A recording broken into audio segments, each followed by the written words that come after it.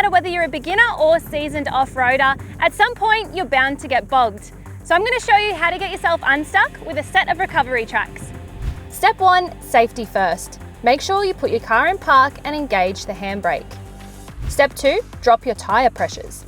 If for whatever reason you've gotten to this point and haven't let enough air out of your tyres, do that first.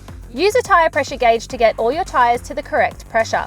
On loose sand like this, somewhere between 15 and 20 psi is recommended. Step 3, assess your surroundings.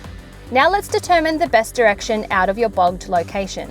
Sometimes if you've got obstacles or trees in front of you, you might find it easier to go backwards rather than forwards. In our case, we're going to go backwards.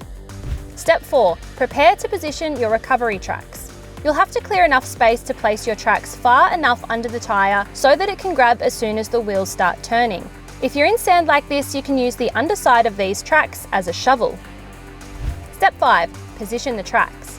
Wedge the track in as far under the tyre as possible, ensuring the teeth are facing up.